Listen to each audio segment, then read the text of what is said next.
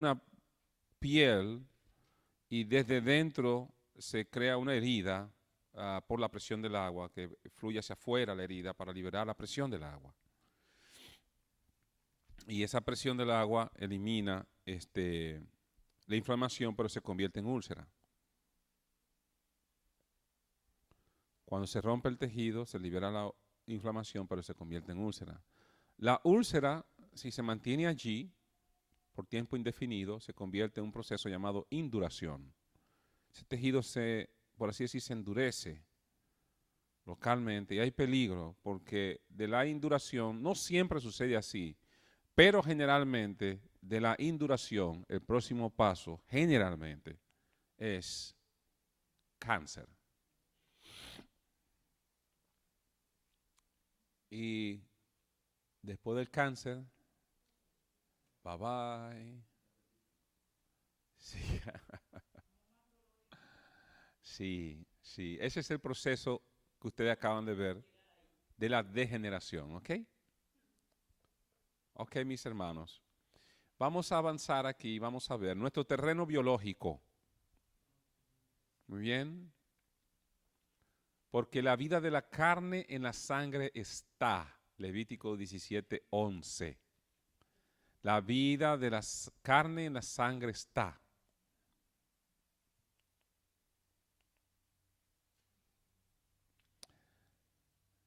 Tomándose en cuenta, nosotros deberíamos enfocarnos en aquellos alimentos que dan vida a la sangre.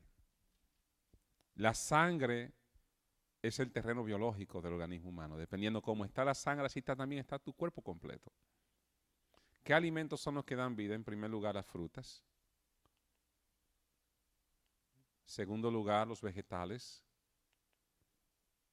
Tercer lugar, los cereales y granos. Cuarto lugar, las nueces. Y quinto lugar, las raíces. Donde están las nueces, nueces y semillas, y luego están las raíces. Esos son los alimentos que dan vida. Luego tenemos esto que se ha dicho por tanto tiempo, que tu alimento sea tu medicina y tu medicina sea tu alimento. Un verdadero alimento, como yo les decía, no solamente nutre, aporta nutrientes, pero tiene propiedades terapéuticas. Ajá.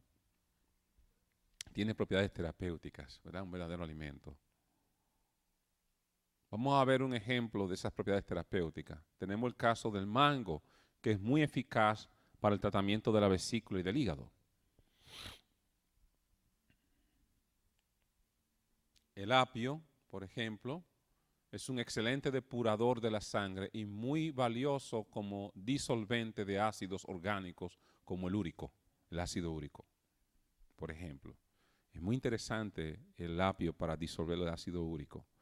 Recuerden que estos alimentos no ejercen su función terapéutica meramente por usted consumirlo. Usted tiene que parar de agredir al cuerpo humano con la violación a la ley. Si no hay paro a la violación a la ley, no hay regeneración. Punto. Regeneración es obediencia. Hay que obedecer las leyes de la salud en todas las áreas. En todas las áreas. Y todo lo que es malo debe ser eliminado de la vida por la fe. Y nada. Y entonces usted cocina el apio, si no lo fríe con aceite de qué sé yo quién, o hace una batida y se lo echa un dulce que usted se inventó y dice, no me está haciendo nada el apio, pero ¿cómo le va a hacer algo? No es así. Sí. Tenemos el caso del tomate. El tomate es reconocido por las siguientes propiedades.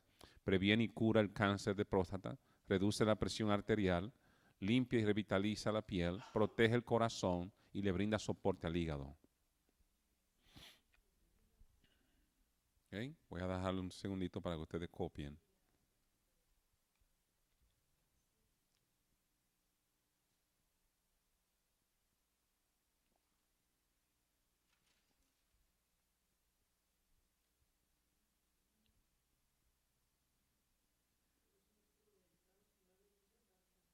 Ajá.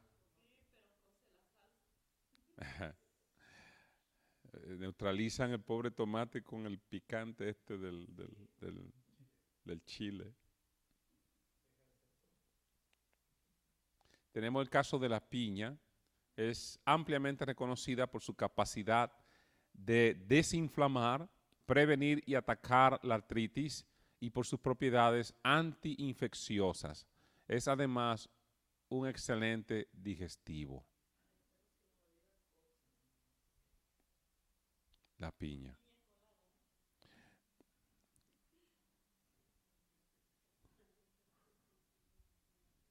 Si la cuela, la abuela. Sí, pero no la cuele que la va a volar.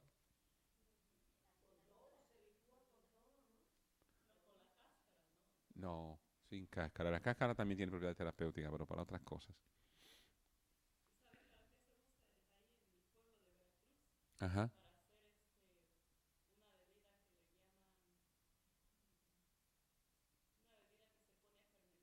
Ujú. Sí, en mi país la hacen, pero le llaman otra cosa. No ni recuerdo ya. Sí. Bueno, ahí terminamos. Ahí terminamos de los ejemplos ah, de los alimentos en ese sentido.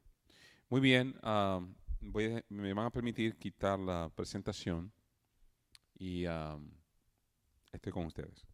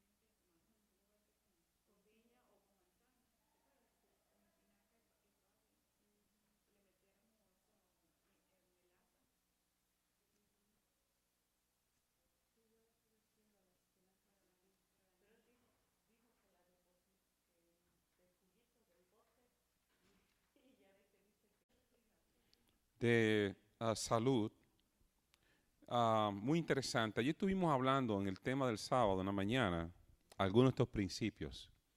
Y yo quiero invitarlos a ustedes a mirar a Romanos 12, versículo 1.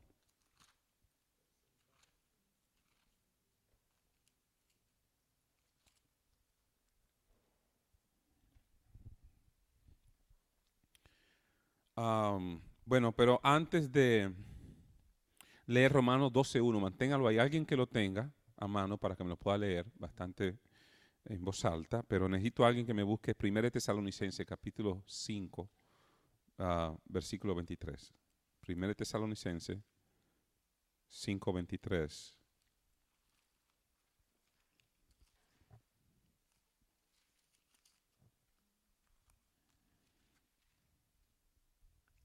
Vamos a leer primero 1 Tesalonicenses y después Romanos 12:1 para que veamos la conexión. Alguien que me lea 1 Tesalonicenses 5:23.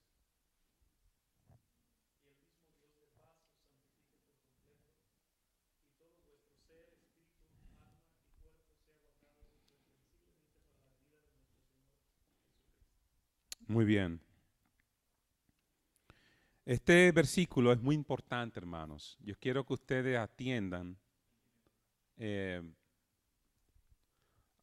y para que puedan comprender lo que está envuelto en este texto. En primer lugar, dice, el mismo Dios de paz os santifique por completo. ¿Qué significa ese completo? Significa que Dios santifica todo vuestro ser, que es el espíritu, el alma y el cuerpo, ¿verdad? Espíritu, mente y cuerpo. En otras palabras, la santidad no ocurre por Sí, sí. no existe tal cosa como una persona santa mentalmente e impío corporalmente. La santidad es un proceso que envuelve todo el ser completo. Esa santidad nos prepara para ser guardado irreprensiblemente para la venida del Señor Jesús.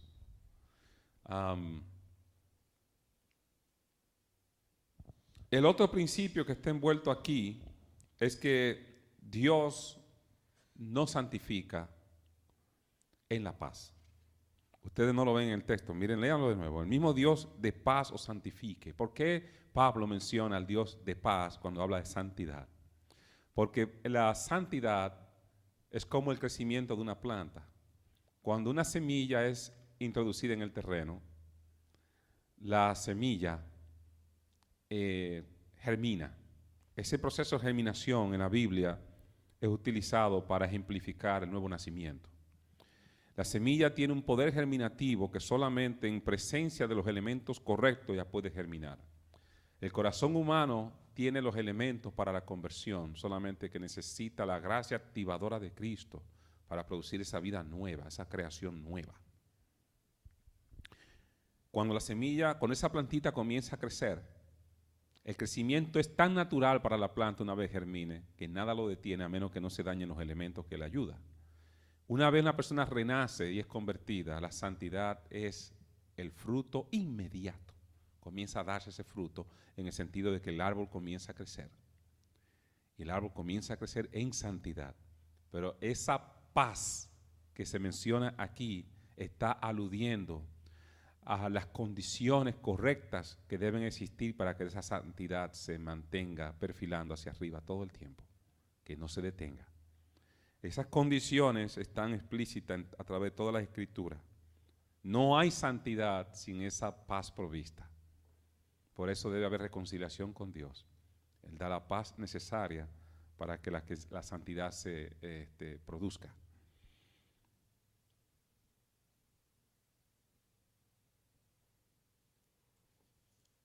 El cuidado de la salud no solamente envuelve el cuerpo, mis hermanos, envuelve el cuidado de la mente y el cuidado también de la parte espiritual. No solamente el cuerpo está regido por leyes, la mente está regida por leyes. De paso, la reforma pro salud surgió como una herramienta para proteger la mente, que es donde se da la experiencia en Cristo. Con la mente servimos al Señor, dice Pablo. Con la mente, en la mente es donde Dios se comunica con el hombre y Él coloca sus impresiones. En la mente es donde el Espíritu Santo puede actuar para poder activar los procesos de piedad, de misericordia y todos los procesos espirituales. En la mente es donde se graban las impresiones más profundas del alma. Esa mente es como un lapicero o un bolígrafo de oro dentro de un estuche que es el cuerpo. El estuche hay que protegerlo, porque si el estuche se destruye, el lapicero de oro se daña, se expone a los elementos corrosivos del medio. El cuerpo es un estuche que encierra la mente, no un espíritu, la mente. Y esa mente está encerrada en ese cuerpo. Y el cuerpo, en la medida que es protegido, la mente es preservada. Eso es muy importante entenderlo. Por eso el cristiano tiene que ser un celoso en conocer las leyes del cuerpo en la medida como éste se relaciona con la mente y las leyes de la mente. Se habla mucho de las leyes de la salud en el contexto físico, pero ¿qué de las leyes mentales? Cuando las leyes mentales se violan, se quiebran, ¿qué piensan ustedes que sucede? Enfermedades de la mente. Y hay todo tipo de enfermedad mental. No solamente es una persona enferma mentalmente alguien que está en manicomio, en un centro de loquería, ¿verdad? Como le dicen, un lugar de internamiento psiquiátrico. Hay muchas personas mentalmente desbalanceadas. Viven vidas trágicas, silenciosas. Y es porque han violado su mente de una manera pavorosa. Hay que tener mucho cuidado. Cuando nosotros estudiamos en las Escrituras el fenómeno de lo que un cristiano debe ver, no debe ver, debe oír, no debe oír, debe estudiar, no debe estudiar, es tomando en cuenta las leyes de la mente. Si ustedes quieren saber por qué ver novelas es pecado y casi la mayoría de las películas, es porque casi todos ellos están construidos dentro de un formato que viola muchísimas leyes mentales. Dios no se compromete a salvaguardar la salud de ningún órgano o ninguna facultad mental, a menos que el ser humano conscientemente coopere en preservarla. Dios no preserva la sanidad mental solamente por amor al arte. El hombre debe demostrar un interés rotundo en preservar esas facultades. Si ese interés no se manifiesta en un cuidado minucioso, en una atención a esas leyes y un estudio sistemático a través de la vida para aprender cómo cooperar con Dios, Dios no se compromete en preservar las facultades mentales, ni las facultades físicas. Esta es la gran realidad. El programa de salud de Dios es un programa completo y abarca todo el ser, no solamente el cuerpo. Romanos 12:1 nos introduce en otra esfera interesante. Dice así el 1 y hasta el 2. Y yo quiero que ustedes vean algo fenomenal aquí en estos dos textos. Dice, así que hermanos, os ruego por la misericordia de Dios que presentéis vuestros cuerpos en sacrificio vivo, santo, agradable a Dios, que es vuestro culto racional. ¿Cómo es eso de que se puede presentar un sacrificio vivo a Dios cuando los sacrificios, para hacer sacrificios, tenían que ser muertos?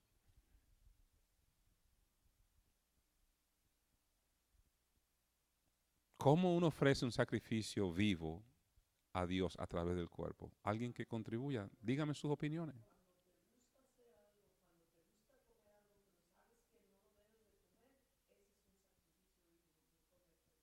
A ver, gracias hermana.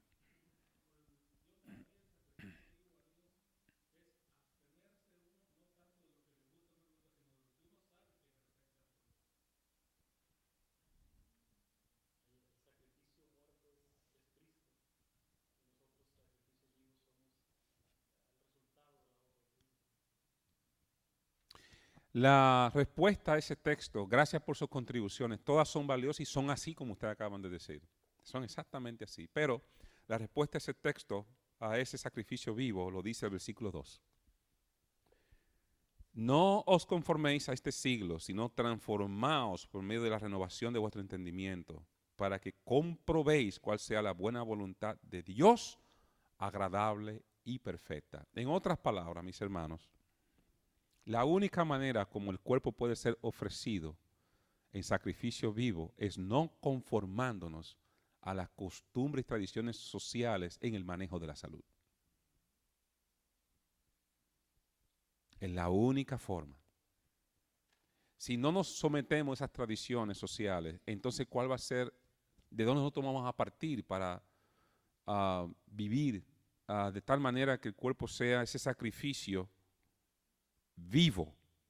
Y dice que ofrecer a Dios ese sacrificio vivo es un culto racional. Racional viene de raciocinio. O sea, el culto a Dios no es un culto emotivo, es un culto donde la misma mente, el intelecto, el corazón y las facultades mentales se envuelven. Servir a Dios es más allá de meramente expresar un gloria, aleluya, amén, gloria a Dios y gracias Señor. Racional significa que la mente entra en juego. ¿Cómo yo ofrezco culto? Después de todo, ¿qué es la palabra culto? ¿Qué significa culto? No, culto significa servicio. Servicio. Y usted sirve a Dios cuando usted coopera con Dios en ponerse en condiciones tales que lo pueda utilizar. Es un servicio a Dios. Ofrecer al cuerpo a Dios en sacrificio vivo, en plena obediencia a las leyes y mandatos que Él ha ordenado y dejando de un lado todo lo que el mundo ha enseñado que es opuesto a esos mandatos. Eso es un verdadero culto a Dios. Es un culto racional. Cuando usted se toma su tiempo de investigar, leer, de no dejarse seducir por ese sistema de consumo, de mercado y supermercado, todas esas cajas bonitas allí, es un ministerio de muerte que tienen los supermercados. Un ministerio de muerte legalizado, porque todos los productos que se venden ahí son patentados, sus fórmulas, recetas, son registrados como trademarks por las compañías que los manufacturan y son protegidos y amparados bajo códigos de leyes que los protegen a ellos y no al consumidor en materia de desglosar ante el consumidor ingredientes que esos productos tienen. Hay más de 4,000 químicos, ingredientes que los manufacturadores de alimentos no están obligados a declarar en sus etiquetas. Y otros sí. De manera que hay muchos ingredientes, mucho más que lo que usted ve en la etiqueta, que están presentes y ellos no están obligados a declararlo. Después de la revolución química que inició en los 1920 y pico, hasta ahora el mundo ha ido en decadencia.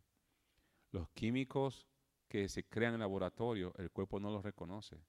No tiene el sello honorífico implícito de la creación de Dios. El cuerpo no lo puede detectar. No lo puede detectar. No lo detecta. Se ha hecho estudio. Cuando usted toma una vitamina C sintética, el cuerpo reacciona a ella, pero no lo detecta correctamente y las células no la pueden manejar como debe ser. Cuando usted consume un químico que está presente en cualquier comida o que está en el ambiente, entra solamente en el valle, aquí en California hay más de 64,000 químicos en el aire.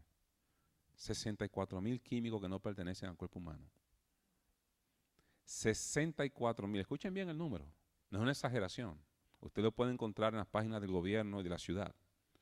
64,000 químicos flotando que no pertenecen al cuerpo humano. Y usted respira eso todos los días.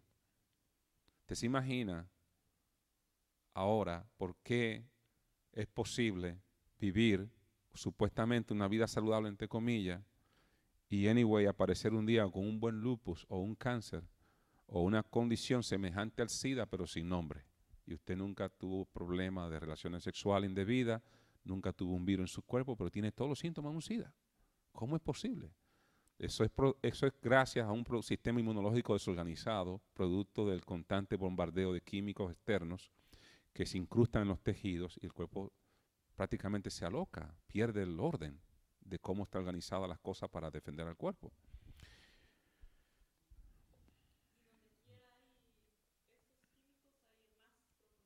Hay lugares más que en otros, pero usted se va a las montañas y no hay mucho problema. Sí, sí, usted se va a las montañas y no hay problema. Así, ustedes están aquí rodeados de químicos en cantidad industrial. El detector más perfecto que yo he conocido en la vida para los químicos es mi esposa. Yo llevo a mi esposa a un área de químicos inundado y ella le da picazón en la piel, la nariz le duele esto ahí, le da mareo, le da dolor de cabeza, los ojos se le ponen lagrimosos, automáticamente. Ella es el termómetro mío. Para yo saber dónde hay un área buena, yo tengo que llevarme a mi esposa. Decir, mami, mi amor, vamos a ir por aquí. Fuimos estos días a un sitio por Brownsville, ahí la llevé. La metí bien adentro, montaña arriba, entre ese bosque entero. Dice ella, me siento como que me resucitaron hoy y me entregaron a la vida por primera vez nueva. Se siente plácida, increíble. Cuando bajamos a Sacramento para llegar a Merced, bajando ya comenzó tose. Y yo dije, aquí está la contaminación de nuevo. Y así es. Llegamos aquí, de donde estamos. Oh, sí, le gusta la iglesia, le gusta el lugar. Hasta me dijo, ¿por qué no nos quedamos por acá? Yo, aguántate, eso no es así tan fácil. Pero en cuanto a los químicos se refiere, este es un desastre esta área. Este es un desastre. Ella está que no duerme. Los químicos están grande concentración que el sistema nervioso no descansa de ella. Ella no puede dormir de tanto químico en el área. La montaña es el secreto. Me voy para allá. Me voy para allá. Este es mi último año con ayuda de Dios aquí en la ciudad. Y no vivo en ciudad, vivo en las afueras, pero este es mi último año con Dios mediante. No, donde queremos irnos no hay químico, definitivamente. No puedo. Tengo una criatura y una esposa que los dos son sensibles a los químicos. Él heredó de la mamá lo mismo. Ese otro detector de químicos perfecto. Así que a ellos cualquier ambiente lleno de químicos los tumba. A mí no me pasa nada. Y eso me preocupa. Porque yo antes lo veía como un símbolo de buena salud, ya no. Yo digo, oye, mi cuerpo no reacciona de ninguna manera, o sea. Y hay sistemas inmunológicos que son más sensibles que otros. Anyway, cuando nosotros ofrezcamos a Dios nuestro culto nuestro cuerpo en forma de culto racional, saben ya cómo se ofrece, ¿verdad? ¿Aprendieron? ¿Qué es la palabra culto qué significa? Servicio. Y el servicio que Dios requiere es emotivo, es brincando, es saltando su nombre con bulla. No hay nada malo en decir un aleluya, no me capten incorrecto. No hay nada malo en decir un gloria a Dios y alabado sea el Señor. Nada de eso es incorrecto. Absolutamente no es incorrecto. Pero cuando se ofrece culto a Dios, eso no se llama culto. El culto auténtico es racional.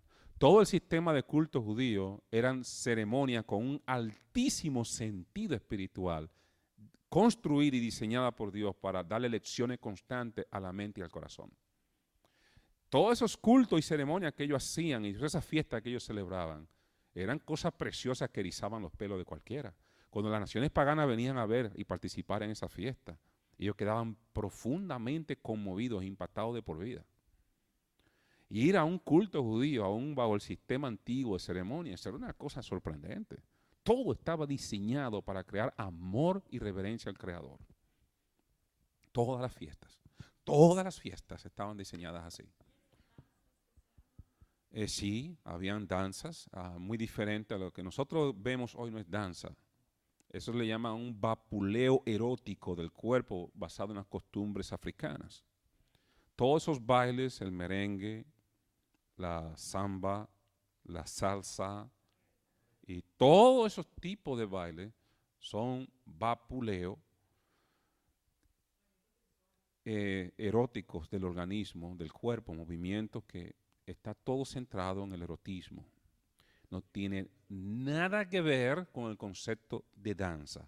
Las danzas eran movimientos sincrónicos, hechos con una manera tal que era impresionante. Todavía se practican algunas danzas en Rusia. No bailes, danzas. Hay una diferencia entre bailes y danza. En el baile, el concepto es entretenimiento. En la danza, el concepto es movimiento armónico que emiten un concepto al hacerlo. Y esas danzas se practicaban, nadie se agarraba, todo eran cosas hermosísimas. Y todo se hacía para la gloria de Dios. Impresionaban.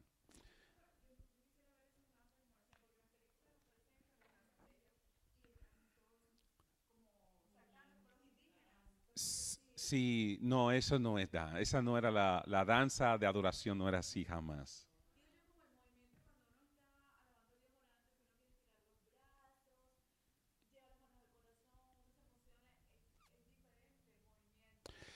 Déjeme explicarle qué sucede. Y hablando de salud y de lo que usted está mencionando, hay un problema aquí. Esto es muy interesante, este tema, porque yo estoy hablando también de las leyes mentales y la mayoría de las músicas modernas, inclusive música de adoración, violan las leyes de la salud. Violan las leyes de la salud. Una de las músicas que más maldición ha traído a la vida espiritual genuina del cristiano son las músicas pops que se han introducido en las iglesias. No invitan en ningún sentido a producir amor a la persona de Jesucristo. Si tú escuchas una música que te hace pensar en Jesucristo, y te lleva a apreciar sus virtudes de carácter solamente por la manera como la música misma está construida, aparte de las palabras. Si te escuchas una música así, tú puedes decir con toda sinceridad que el cielo la aprueba. Pero la música pop que fue introducida en los 80 por Maranatha Group, Maranatha Music, es una de las músicas más satánicas que han existido para alabanza a Dios, porque realmente no alaban a Dios. De paso, ustedes tienen que saber que como la Biblia es racional, las palabras tienen sentido en la Biblia. Cuando se dicen alabar a Dios, no es agarrar un órgano o agarrar un piano, es un modo de alabar. Pero alabar significa exaltar las virtudes de alguien. Si yo te voy a alabar a ti, hermano querido, si tú fueras a alabar a la hermana, ¿cómo tú alabas a la hermana? Dame un ejemplo. ¿Cómo tú alabarías a la hermana? Exactamente. Tú hablarías de las cosas hermosas de ella, su persona. Eso es alabar a Dios, bíblicamente. ¿Tú quieres alabar a Dios? Testifica ante otros, en público, tu familia, amistades, las cosas maravillosas del carácter de Dios que tú has percibido en tu propia vida práctica. Eso es alabar a Dios. Y la música puede ser utilizada para exaltar los atributos divinos. Una música de alabanza exalta las cualidades de Dios o de Cristo. Y yo te puedo poner ejemplos. Cuando usted canta un coro, alaba a Jehová, naciones todas, pueblos todos, alabar. La palabra alabanza está incluida en el canto. Pero decir alabar a Jehová, tú no estás alabando a Jehová. A menos que tú no hables de Jehová, algo que le exalte su carácter ante la gente, no hay alabanza. Yo tengo en esa computadora música de alabanza genuina. Las músicas de los salmos son... Eso es alabanza. Eso es alabanza. Cuando tú pones esa música que hablaba de Cristo y del cuidado que Él tiene, basado en el texto bíblico donde dice que Él cuida de los lirios, de aquello, eso es música de alabanza. ¿Cómo?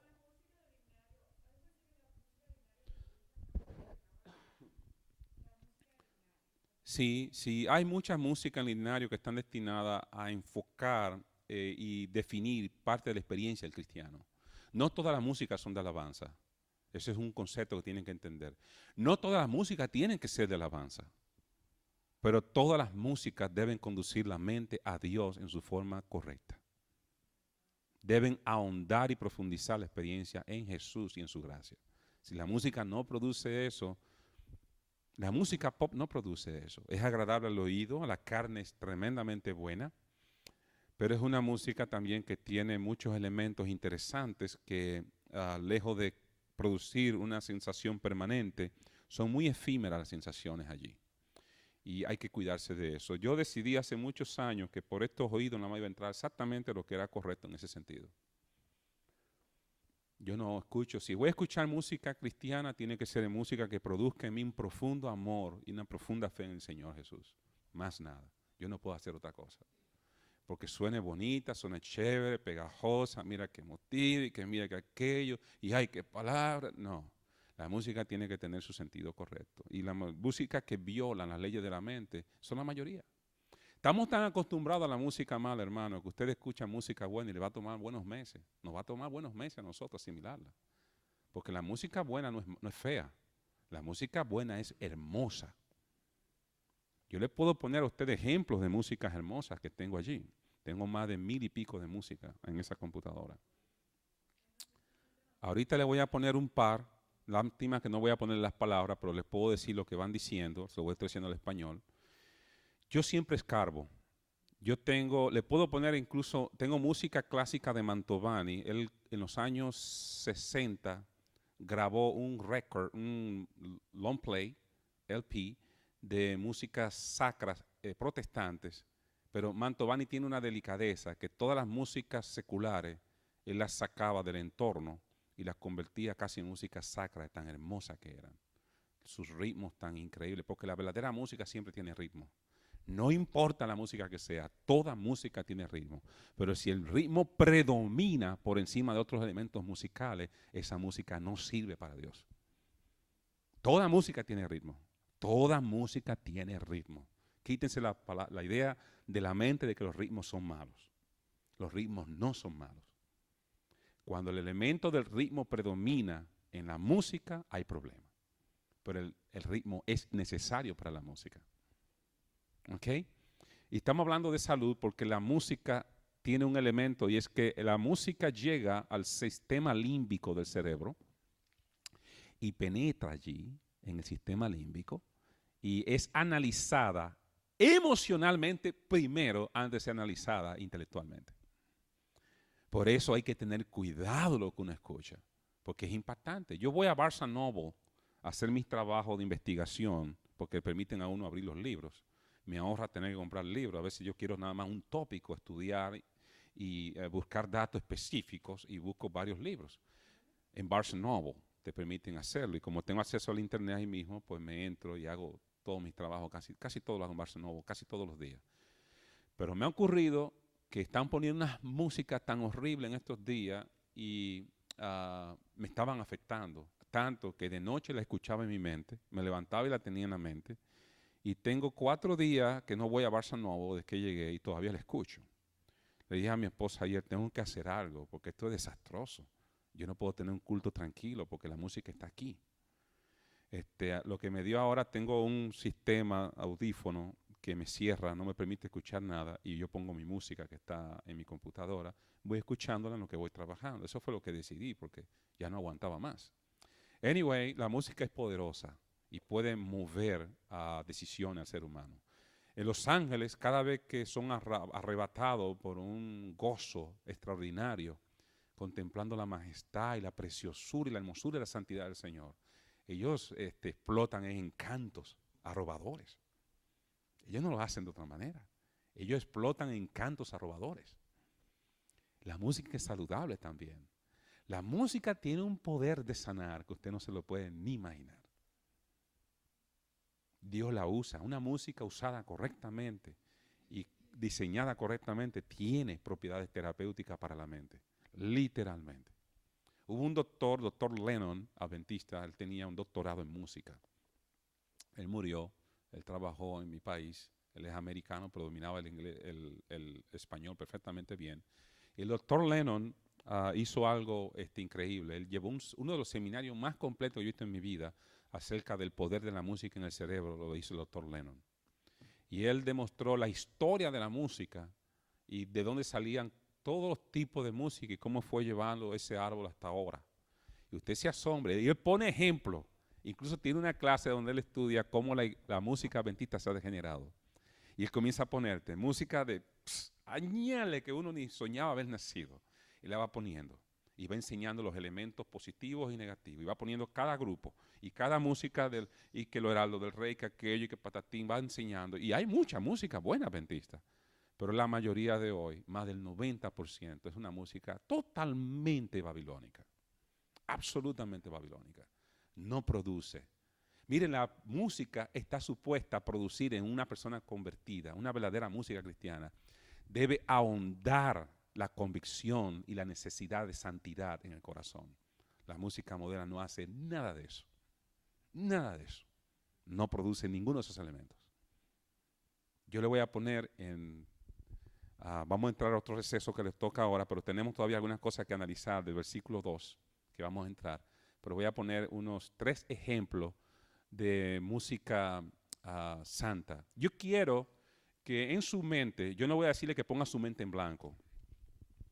Ora al Señor mientras usted escuche esa música. Voy a ponerle 3 ejemplos nada más. Mientras usted la escuche, yo quiero que usted ponga su mente de tal manera que usted se permita analizar la música, no desde el punto de vista de las palabras. ¿Cuál es la primera impresión que le da en los primeros 2 minutos de la música?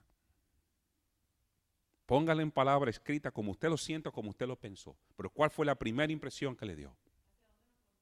Sí, porque la primera impresión es la válida. Antes de la mente entrar a infiltrar y tratar de cotejar las cosas. Esa es la que va, esa es la que queda, esa impresión. Y queda en el subconsciente la impresión. Doctor Michael Lennon, él murió y él tiene un seminario. El libro de él es así como de ese gordo, literalmente. Voy a hacer la pausa, voy a abrir allí, voy a ponerle 3 músicas nada más, ¿ok? Si quieren, los que quieran salir a hacer algo, pueden hacerlo. Los que estén interesados en escuchar para tener un criterio. Son músicas no tradicionales, no son músicas que usted está acostumbrado a escuchar ese formato y se le va a parecer un poco curiosa, pero yo se la voy a poner y usted analice. Y él pertenece a la orden de los franciscanos, es un hombre bastante humilde, de pocos recursos, vive en Arkansas, y él era un artista rockero que fue profundamente impresionado por el concepto de la gracia de Cristo. Y se convirtió tan rotundo, usted no lo crea, en todas las iglesias hay gente muy convertida, incluso en la católica. Este hombre se entregó de pleno a la persona de Jesús de una manera impresionante. Y su don era un guitarrista profesional. Lo sacó del rock completamente a un estilo de música tremenda. Cuando yo lo escuché la primera vez, no me cruzó lo que le cruzaría a otro. A veces nosotros tenemos que deshacer un poco del fariseísmo. Y aunque usted no comparta ideología con una religión en particular, debe apreciar ciertas cosas, no propias quizás de la iglesia, pero quizás de personas que están allí. Tenemos este coro, yo tengo más de 100 y pico de música del coro de los mormones.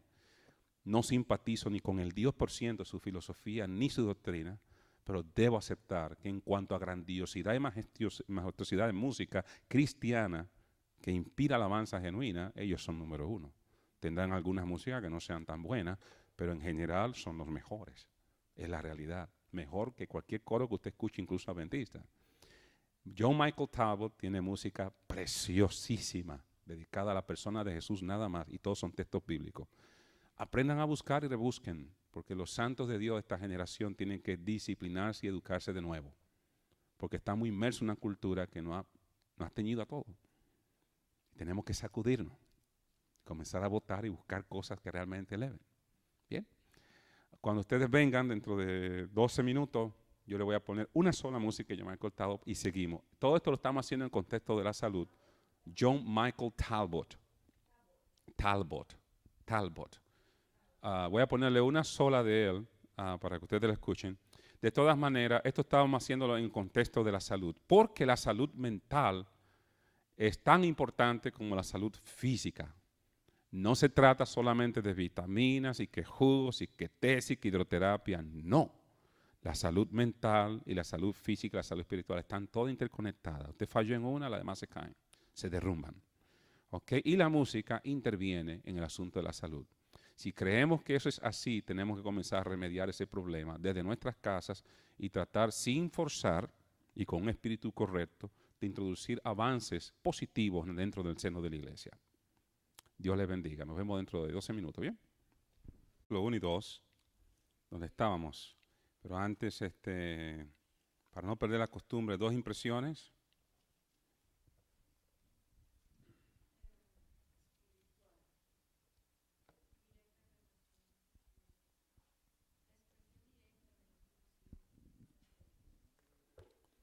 Ok.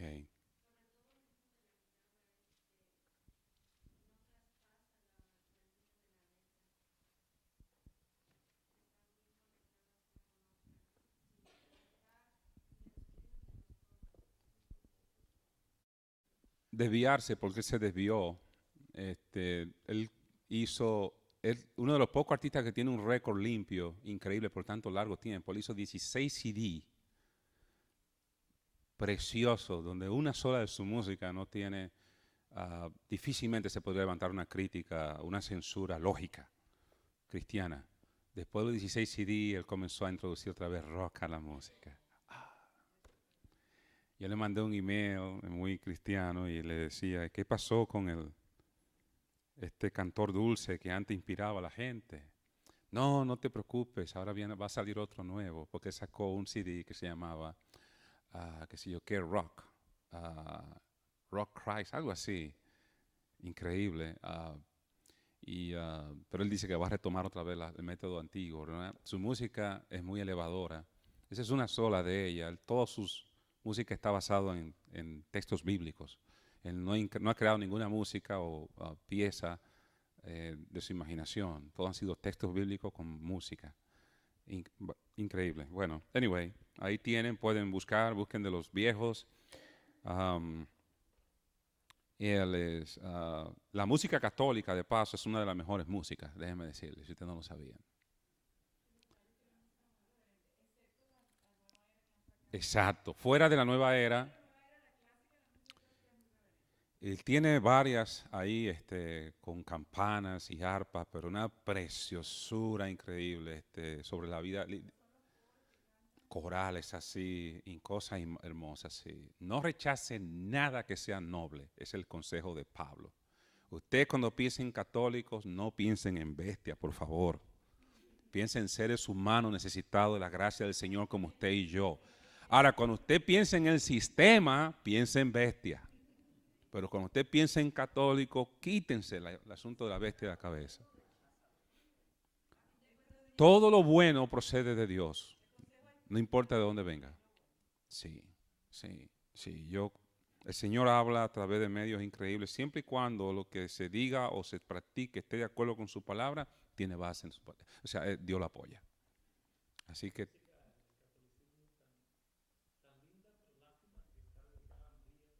hay mucha música dedicada a María, pero hay mucha que no está dedicada a María. Yo en él descubrí un manantial de música dedicada a la persona de Jesucristo. Preciosa, preciosa. Ah, no. Sí, sí, sí, no, no. Él no tiene una sola música de María. Él no promueve a María, ni promueve el Vaticano, no promueve nada.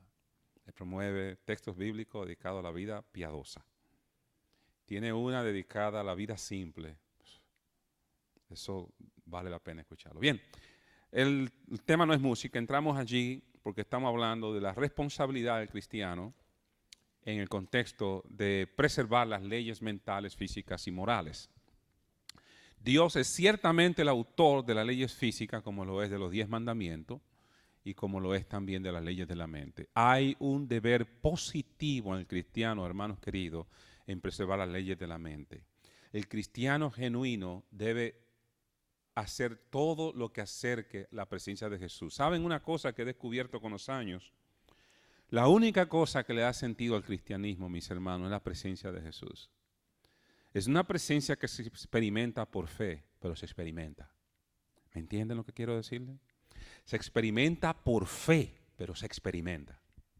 No es algo aquí solamente que usted lo acepta. La Biblia dice que Él va a estar con nosotros todos los días hasta el fin del mundo. El verdadero cristiano experimenta la presencia de Jesús. Si usted no lo experimenta, si yo no lo experimento, tenemos que cuestionar, no quizá la iglesia donde estamos, pero el tipo de vida devocional que nosotros vivimos. El verdadero cristiano experimenta a Jesús y Jesús hace toda la diferencia del mundo. Es una presencia dulce, profundamente arroba la mente entera. La presencia de Jesús es calmada, pero es arrobadora en extremo. Y produce no solamente seguridad, pero produce un amor extraordinario por los seres humanos, por el prójimo. Y produce una paz inagotable, sí. Da gozo también. Hay gente que tiene la presencia de Jesús y tiene una cara todo el tiempo de burros y caballos. Esa presencia no es cierta. La presencia de Jesús no es así.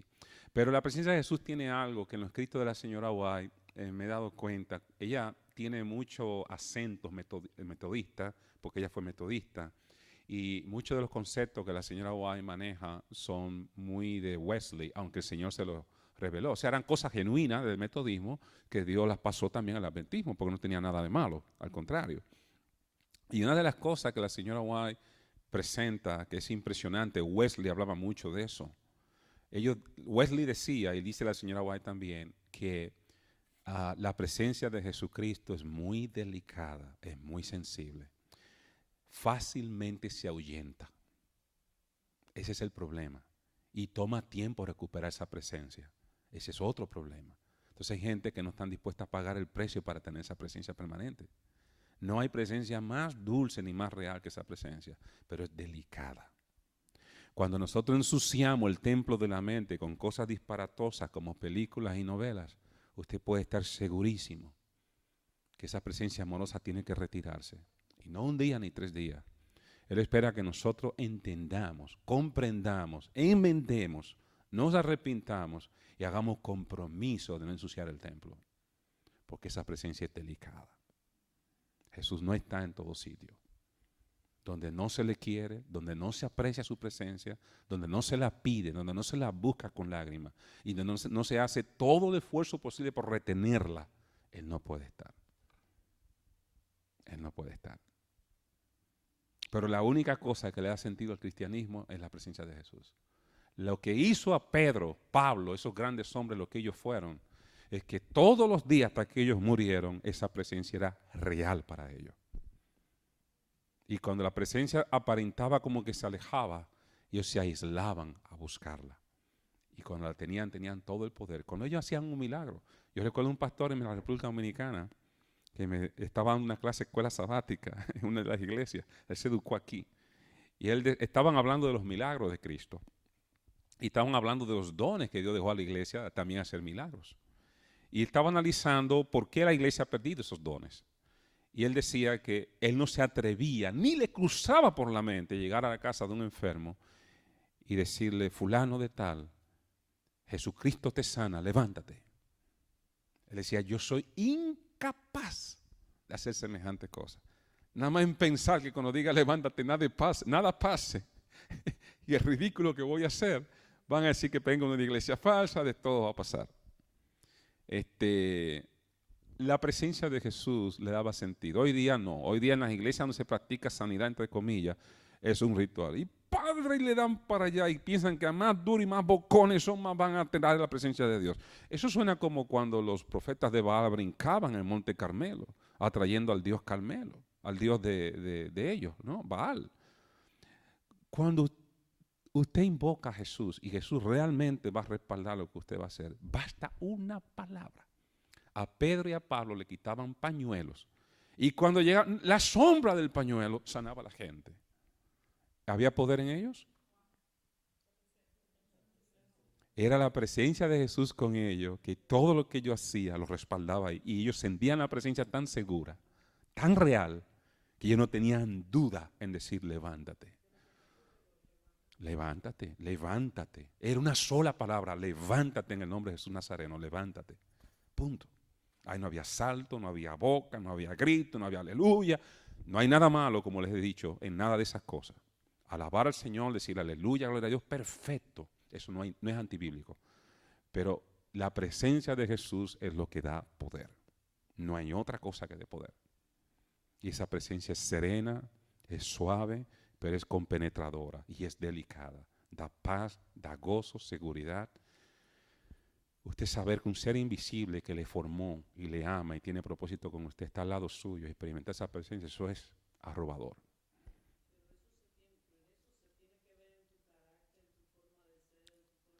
Es que dulcifica la vida, le cambia el rostro, le cambia, es que lo que de adentro cambió se refleja en el rostro. No se le ve el rostro preocupado, se ve un rostro dulce. Eso es lo que se percibe. Yo he pasado como cristiano de todo, como todos ustedes. Yo he tenido altas y bajas. Yo he tenido periodos donde esa presencia no la he sentido, por tiempo.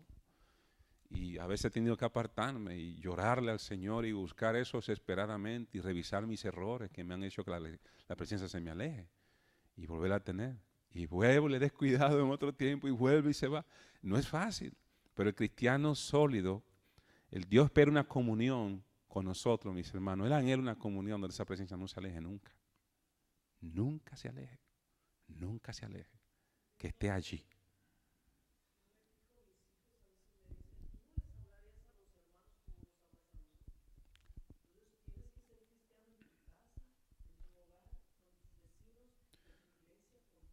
Pero es que el cristianismo todo tiene que ver con Jesús, ese es el detalle. Todo es la persona de Él. El cristianismo es un individuo que se ha entregado, el cristiano es un individuo que se ha entregado a Cristo. Es de Él. Es pasivo a su guianza y añora estar con Él constantemente. Esa es la única cosa que le va a dar derecho a Cristo a llevárselo.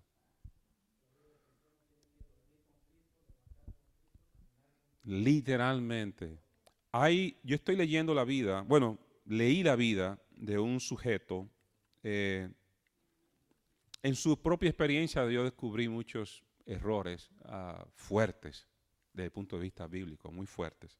Pero la experiencia del individuo me pareció muy singular porque él era un hindú llamado Sadhu Sundar Singh Y sadhu significa hombre santo en la India.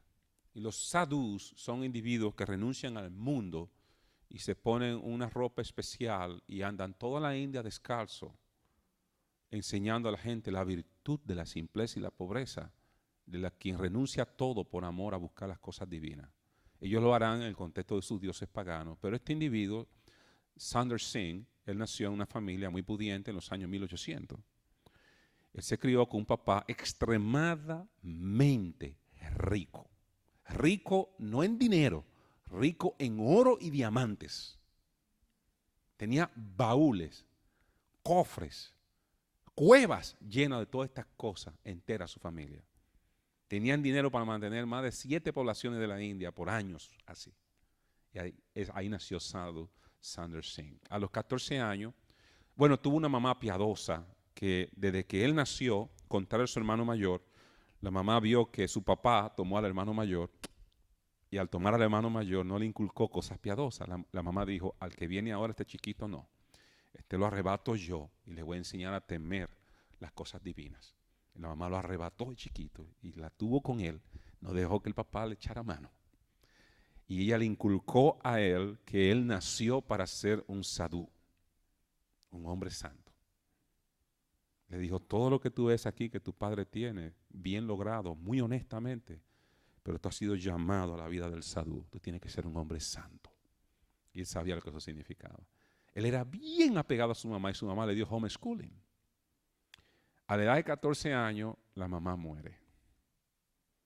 Y le trajo una desolación de espíritu tan grande, tan grande, tan grande, tan grande, que él se amargó, se deprimió y la vida perdió todo el sentido atractivo. Y la única cosa que le quedó en su mente fueron las enseñanzas de su madre por 14 años. Una mujer altamente piadosa. Piadosa en todo el sentido de la palabra, en su casa, fuera de su casa, con sus hijos, con su marido, con el prójimo, con el necesitado, piadosa en extremo. Y él comenzó a buscar de Dios. Lo internaron en una escuela misionera cristiana y cuando le tocó estudiar la Biblia, un hombre que se dominaba a los 14 años el Bhagavad Gita, que es el libro santo de los indios, de los hindúes. Él se comió literalmente el Bhagavad Gita y lo conocía. Él dominaba 4 idiomas ya a los 14 años de edad, perfectamente bien. Y un montón de dialectos de la India. Y él comenzó a estudiar estos libros buscando paz. Cuando lo internaron en este colegio cristiano, él le cogió un odio literal a Jesús y al Evangelio y a la Biblia, que él llegó a una obsesión tan grande en su odio, que él hizo una reunión con todos sus amigos en una plaza y levantó una pila de fuego y arrancó la Biblia, las páginas, una por una, y fue echando maldiciones, según la arrancaba, y le entregaba las llamas. Cuando el papá supo que él hizo eso, lo llamó. Y tuvieron un altercado increíble porque el papá le dijo, óyete, ¿qué diría tu madre de verte hacer un acto así? Una mujer que reverenciaba las opiniones ajenas, aun cuando discreparan de las de ella. Lo que tú has hecho es una desacralización. Y eso, todas las religiones tienen algo de santidad, un concepto de ello, ¿no? Pero el padre le llamó la atención fuertemente, pero eso lo que hizo fue levantarle más todavía el odio por Cristo. Era un odio que no podía escuchar la palabra del nombre de Jesús. No la podía escuchar. No dormía con esa desesperación. Un día, estudiando, se enfermó y en su casa, en su enfermedad, cuando se recuperó, él decidió que su vida no tenía sentido. Él comenzó a examinar su vida desde que él tenía uso de razón con su mamá y luego la muerte abrupta de su mamá. Le decía, si existen los dioses buenos, ¿por qué me quitaron a mi madre? Y él comenzó a cuestionar todo lo que él había estudiado de los libros santos, de aquello, de lo otro, de todo. Y él decidió que él iba a buscar a Dios al precio que fuera. Y si Dios no le respondía, él iba a terminar su vida. Los hindúes tienen un ritual donde ellos terminan con su vida para pasar una vida mejor en una nueva reencarnación. Ustedes saben. Y él agarró, se preparó todo por un par de semanas y una noche, él decidió que esa era la noche. Él se entregó completamente a orar y a pedirle al Dios que sea, que exista, que el que sea se le presente y se le manifieste. Él quería saber que realmente él tenía un propósito para la vida. Y si no tenía propósito para su vida, él se iba a quitar la vida lanzándose a los rieles del tren que pasaban por detrás de su casa. Ellos se bañan, se purifican y luego van y se arrojan a las vías del tren para terminar con esta vida, reencarnar en otro ser y tener una vida mejor. Pues él iba a hacer eso a las 5 de la mañana y él estaba orando desde la 1 de la mañana